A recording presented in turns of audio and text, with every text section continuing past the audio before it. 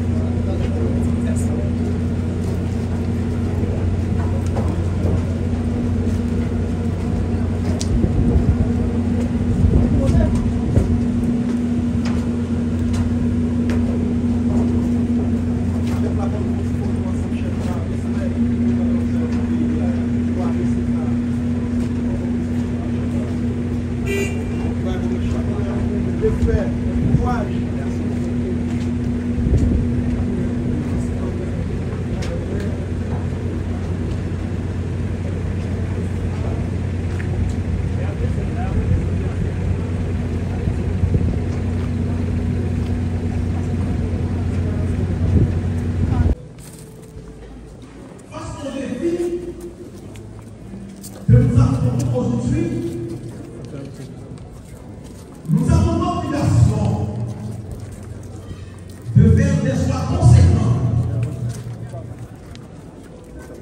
pour que nous ayons la conscience tranquille lorsque les générations montantes auront à nous demander des comptes. Et je me rappelle de cette déclaration du président Yassine lors de sa prestation de serment, il disait: si dans le troupeau, nous constituons les voleurs qui la pillent, qui les brisent, c'est le temps de nous juger et de nous demander. Pour une conscience tranquille, c'est le temps d'emprunter la bonne voie, le bon chemin pour arriver à reconstruire Haïti. Mesdames, mesdemoiselles et messieurs, je vous invite à vous mettre debout pour accueillir l'arrivée de ce grand homme qui est mis ses mains sous le tonnerre d'applaudissements jusqu'à ce qu'il prenne siège. Nous sommes des descendants de Tessaïm, du grand Pétion, du grand Histoire. Nous avons la force, nous avons la vigueur. Encore pour cette force, encore pour cette vigueur.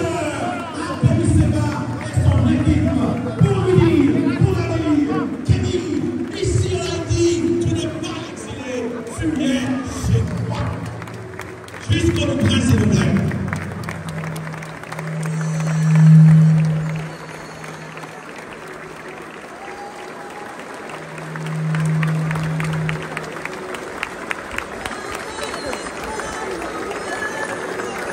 Kémy Séba mène un combat difficile. Un combat pour lequel beaucoup ont été abandonnés sur le chemin. Beaucoup ont perdu leur vie. Mais lui, il continue à combattre. À partir de cet instant, lorsque Kémy Séba va prendre la parole, je veux que vous vous redéfinissiez. Trop souvent, pour définir le noir, il recourt à quelques séquelles de l'histoire des descendants d'esclavage. Mais non! Nous sommes des descendants du roi Christophe. Nous sommes des descendants de Pharaon. Nous ne sommes pas des descendants d'esclaves. Nous sommes des descendants de rois. Nous devons nous voir comme tels. Nous devons nous traiter comme tels. Et sur ce, vous allez vous mettre debout pour accueillir Kémy Séba qui va vous entretenir. On y va, mesdames et messieurs. On y va.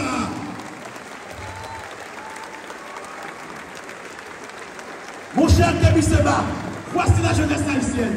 Cette jeunesse debout, assoiffée d'espoir, qui vous choisit comme son modèle. Dites-nous ce que nous devons faire, sur quel sillage marcher.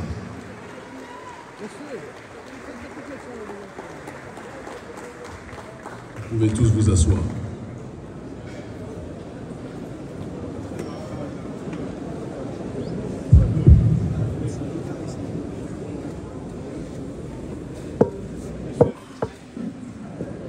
Avant toute chose, j'aimerais, avec la profondeur la plus grande, vous demander à chacun d'entre vous, chacune d'entre vous, qui êtes ici sur ce campus, étudiants, professeurs, journalistes, vous tous qui auriez pu tenter de partir, de quitter Haïti, quand on connaît les conditions extrêmement difficiles qui traversent le pays. Vous tous qui auriez pu prendre l'avion pour vous retrouver ailleurs, et on n'aurait pas eu à vous juger, parce que la situation que connaît notre peuple dans la diaspora ou ici au pays est toujours des plus difficiles. Vous avez décidé de rester. Vous avez décidé d'endurer les difficultés. Et pour cela, pour cet exemple, pour cette résilience, pour cette dignité, je vous demande de vous applaudir avec la plus grande puissance et que toutes les caméras du monde entier puissent vous entendre plus fort encore, s'il vous plaît.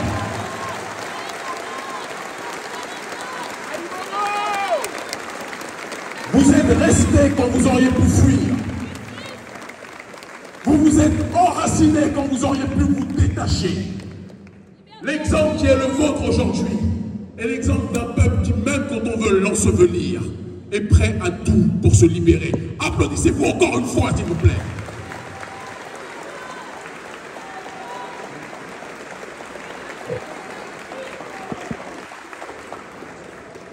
Je sais que je dis ça, mais si certains ont l'occasion, peut-être qu'ils prendront l'avion. Mais la réalité est la suivante. Quand un peuple subit autant de persécutions, un peuple subit autant de censure sur le terrain économique, sur le terrain politique, subit autant de déstabilisation, mais que ce peuple est encore debout, c'est que ce peuple-là, le jour où il réanimera la flamme de l'espérance, ce peuple deviendra un centre de gravité pour le monde noir dans sa globalité.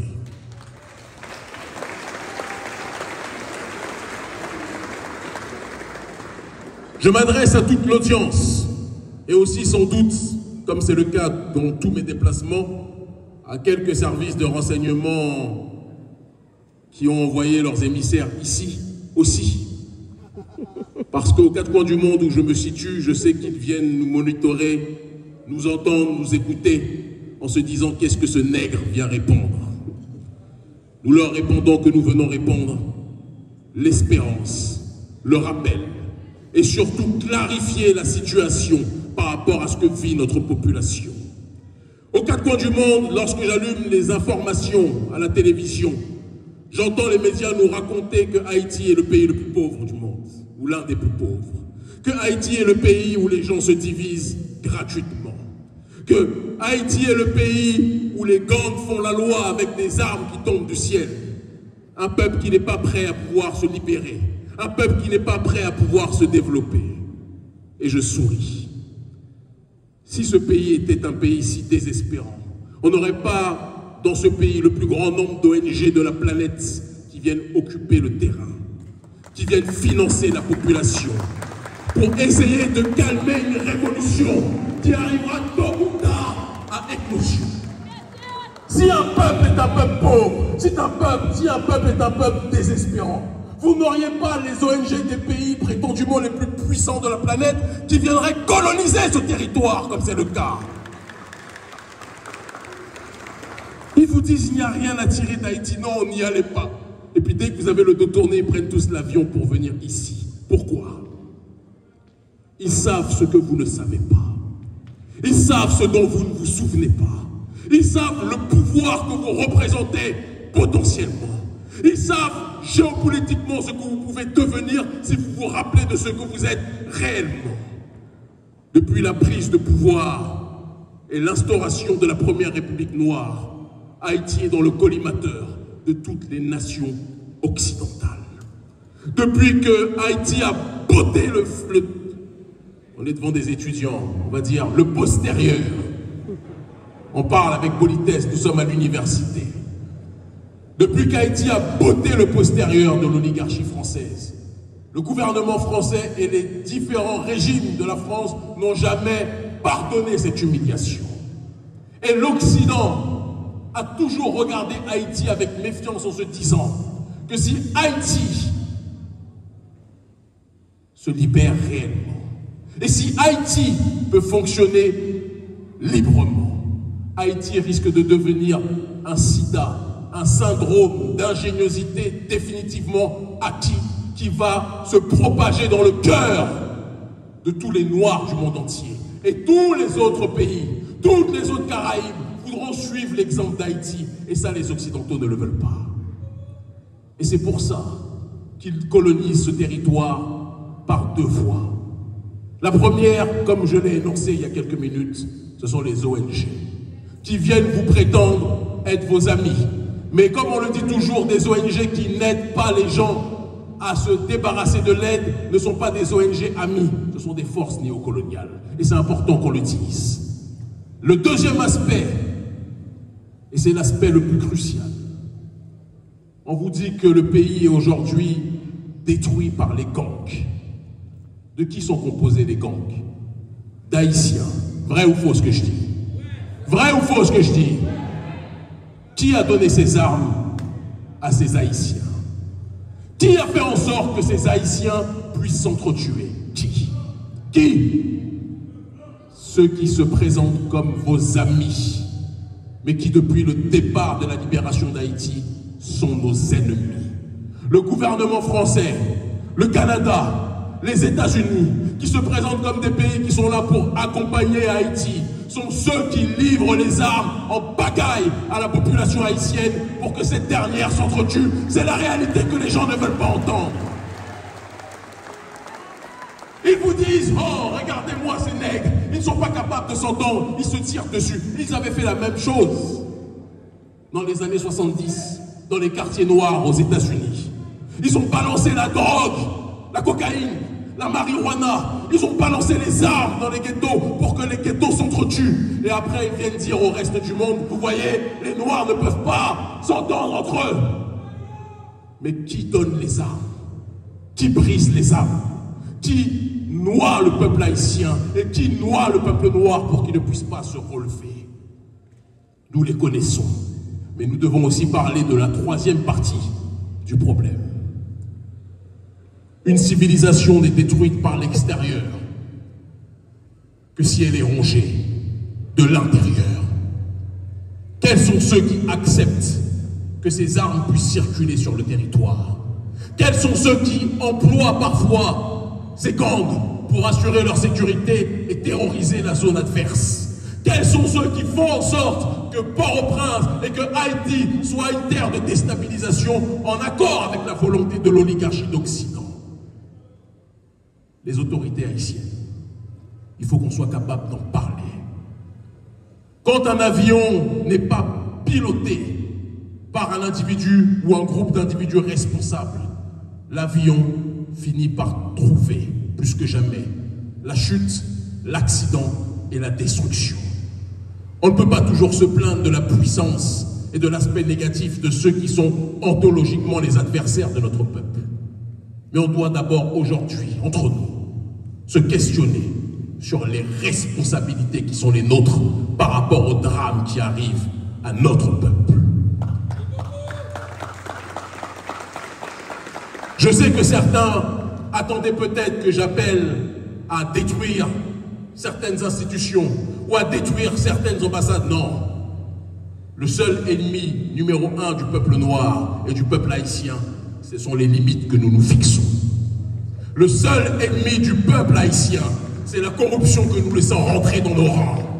Le seul ennemi du peuple haïtien, ce sont les égos et la jalousie mal placée qui fait en sorte que nous ne sommes pas capables de nous unifier pour résister à ceux qui veulent nous asphyxier. Le seul ennemi du peuple haïtien, c'est l'injustice sociale qui fait qu'une minorité a tout, pendant que la majorité vit dans une effroyable pauvreté. On ne peut pas passer notre temps à critiquer le néolibéralisme à l'extérieur quand nous avons une petite caste à l'intérieur qui prend 95% des richesses et qui laisse 99% de la population avec 5% des richesses à se partager. Ce n'est pas possible. Oui, le colonialisme est à Washington. Oui, le colonialisme est à Paris. Oui, le colonialisme est au Canada. Mais on doit commencer par lutter contre le colonialisme à l'intérieur de nos rangs.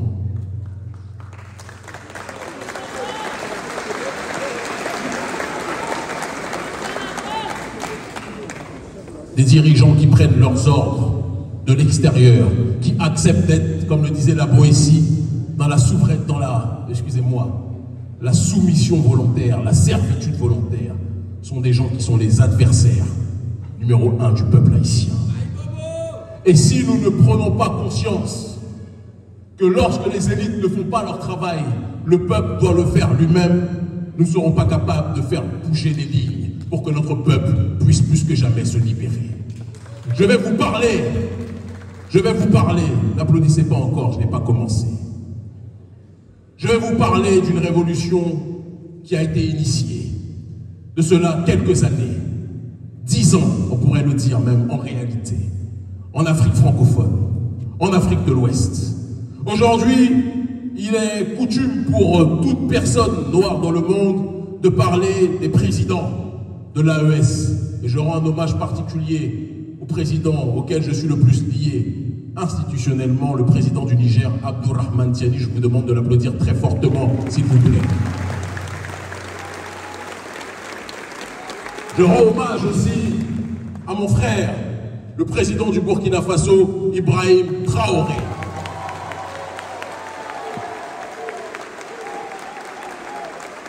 Je rends hommage à mon frère, le président du Mali, Assimi Goïta.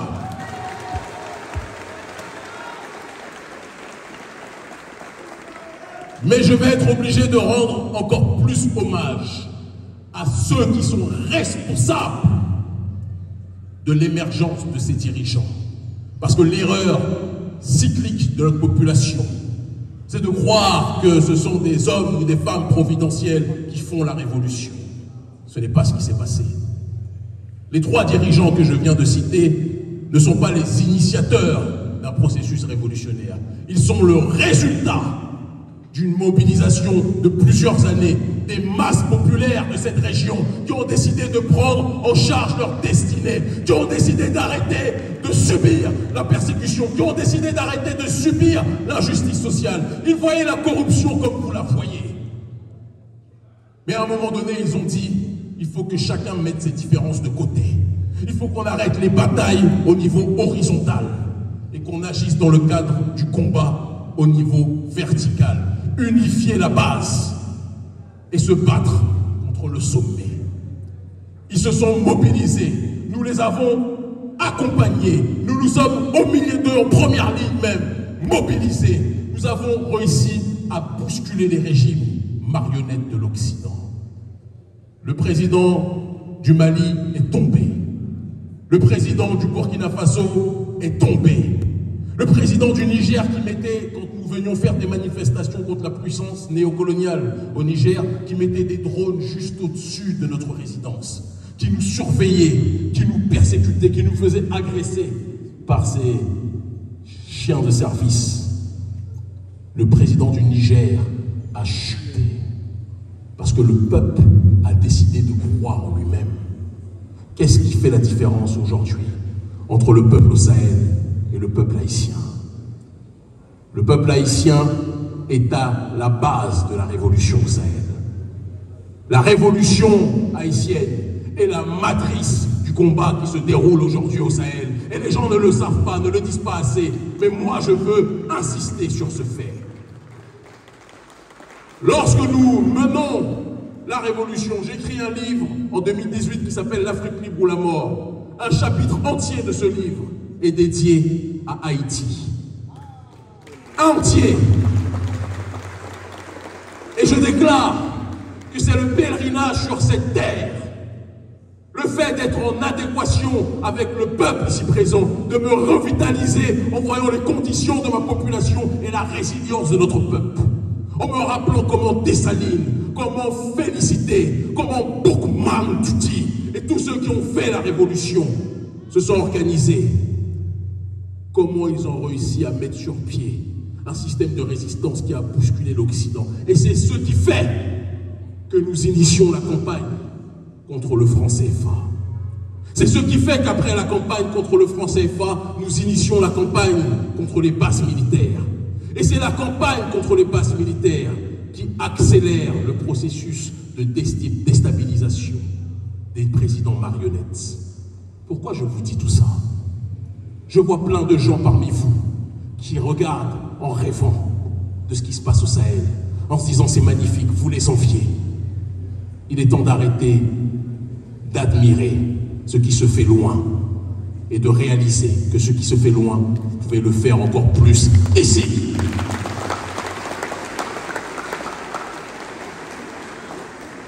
Qui est-ce qui empêche, avec aujourd'hui l'aide d'Internet, d'organiser des mobilisations contre les différents adversaires de nos populations, ceux qui pillent les ressources du pays? Numéro 1, les puissances néocoloniales qui se présentent comme vos amis. Numéro 2, et troisième point, contre ceux qui acceptent d'être instrumentalisés pour déstabiliser le pays. Qui est-ce qui vous empêche de vous mobiliser pour cela? Qui est-ce qui vous empêche de vous organiser comme les gens se sont plaints, se sont mobilisés contre les détournements de Pétro-Caraïbes, etc. Qui est-ce qui empêche notre peuple ici à Haïti de commencer des mobilisations contre ceux qui sont les ennemis en réalité identifiés? Il faut que chacun d'entre nous se pose des questions. Le seul ennemi que nous avons, ce sont les limites que nous fixons. Les seuls ennemis que nous avons, c'est l'absence de foi en nous-mêmes. Les seuls ennemis que nous avons, c'est le manque de confiance en nous-mêmes. J'ai lancé un appel aux gangs. J'ai eu plusieurs chefs de gang qui, depuis le début de notre séjour, nous ont contactés. Nous allons rendre public d'ici quelques jours leurs propositions par rapport à l'appel que j'ai lancé. J'ai dit aux chefs de gang qu'ils devaient baisser les armes contre le peuple. Parce que les ennemis des gangs, ce n'était pas le peuple haïtien, c'était ceux qui leur donnaient les armes pour tirer sur le peuple haïtien. Vous allez être surpris d'apprendre d'ici quelques jours que des chefs de gang parmi les plus puissants ont compris le message que nous avons lancé et sont prêts à cesser de pointer les armes sur le peuple et de s'organiser comme une force citoyenne pour résister contre le système néocolonial en tant que tel.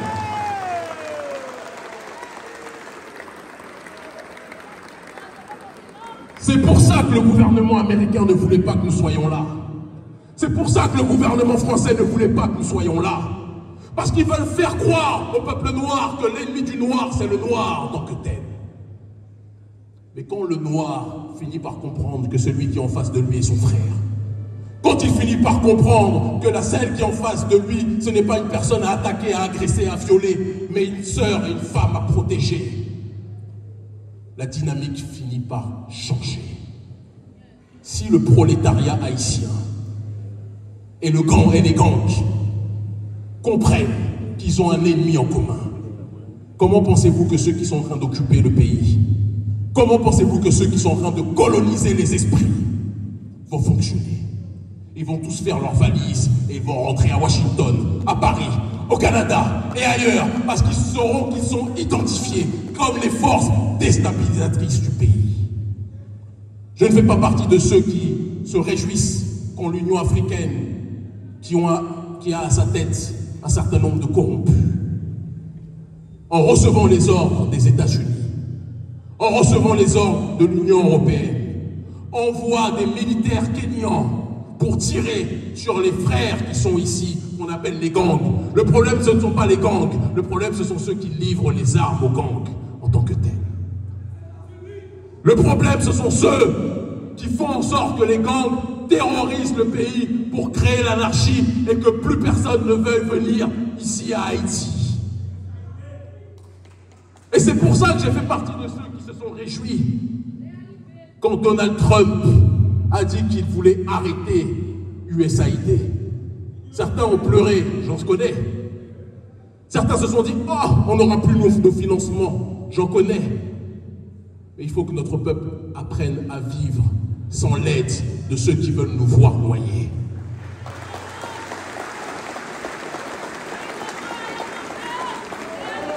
C'est lorsque, et c'est vous, peuple haïtien, qui nous avez montré l'exemple au niveau mondial. C'est lorsque l'esclave rebelle décidait de quitter la plantation, se retrouver livré à lui-même, dans l'incertitude, dans l'insécurité, dans l'instabilité.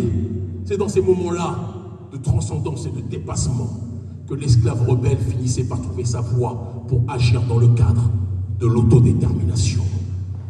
Nous n'avons pas besoin de l'aide des gens qui se considèrent comme les messies d'Haïti. Le seul messie d'Haïti, c'est l'haïtien et l'haïtienne en tant que tel. Le seul messie d'Haïti ne peut pas venir de Washington, de Paris ou du Canada. Le seul messie d'Haïti, c'est l'homme haïtien, la femme haïtienne, le jeune haïtien, la jeune haïtienne, la jeunesse prolétaire, la jeunesse universitaire, tous ceux qui sont sur ce sol, qui sont dans la diaspora et qui comprennent qu'ils ne peuvent respirer chaque jour sans penser à comment faire pour relever Haïti. Ce qui nous manque, c'est le rappel de ce que signifie le panafricanisme. La cérémonie du bois caïman, c'était l'unité de diverses esclaves rebelles, de différentes ethnies, de différentes approches spirituelles. Et ils ont décidé de mettre leurs désaccords de côté. Ils ont décidé de mettre leurs égos de côté. Ils ont versé leur sang. Et ils ont fait vœu commun de transcendance pour libérer leur population. Cet exemple-là a créé le panafricanisme. Cet exemple-là est la matrice politique, idéologique, culturelle du panafricanisme qui signifie l'unité des diverses formes d'africanité dans le but d'obtenir une collective souveraineté. Il n'y aurait pas de révolution haïtienne à travers cette cérémonie du bois caïman, il n'y aurait pas eu la révolution panafricaniste. Il n'y aurait pas eu de Marcus Garvey, il n'y aurait pas eu de Malcolm X, il n'y aurait pas eu de Kwame Nkrumah, il n'y aurait pas eu de Thomas Sankara, il n'y aurait pas d'Ibrahim Traoré aujourd'hui s'il n'y avait pas la démarche de révolution haïtienne en tant que telle. Mais comment pouvez-vous inspirer le reste de l'humanité noire et ne pas comprendre que si vous êtes les inspirateurs, vous devez réactiver cette pensée en vous-même? Vous n'avez même pas besoin de Kémy Séba. Vous n'avez même pas besoin d'urgence panafricaniste. C'est nous qui avons besoin de vous. C'est le monde noir qui a besoin d'Haïti. C'est le monde noir qui a besoin de votre réveil. C'est le monde noir qui a besoin de votre résurrection. C'est le monde noir qui a besoin que vous remettiez plus que jamais dans vos cœurs et dans votre esprit le courage et la flamme qui a plus que jamais au commencement ravivé les espérances. Haïti est à une croisée des chemins. Vous pouvez soit aller vers la destruction définitive ou aller vers la résurrection ultime qui pourra être un outil géopolitique fondamental pour le reste de l'humanité. Haïti est, géographiquement parlant, un pays qui est un problème pour l'oligarchie d'Occident. Vous êtes à proximité des États-Unis, à quelques heures de Miami. Le gouvernement américain sait que s'il y a une démarche révolutionnaire ici, il va se retrouver avec une situation bien pire qu'à l'époque de Cuba, du Grand Cuba, lorsqu'ils étaient à proximité du territoire américain et qu'ils étaient dans une dynamique géopolitique autre. Vous vous plaignez, vous souffrez, il y a la précarité, il y a l'injustice sociale, il y a l'insécurité, c'est une réalité. Mais vous avez en vous-même, en vous tous, les clés de votre survie. En vous-même, en vous tous, les clés de votre libération. En vous-même, en vous tous, les solutions pour aller vers la voie de l'autodétermination. Mais il faut que vous soyez prêts à vous engager. Il faut que vous soyez prêts à chercher autre chose que le profit individuel. Il faut que vous soyez prêts à chercher autre chose que la survie égoïste de l'un au détriment des autres. Qui est prêt à donner sa vie pour Haïti? Qui est prêt à donner sa vie pour Haïti? Qui est prêt à donner sa vie pour Haïti? Qui est prêt à donner sa vie pour Haïti? Je ne vous entends pas.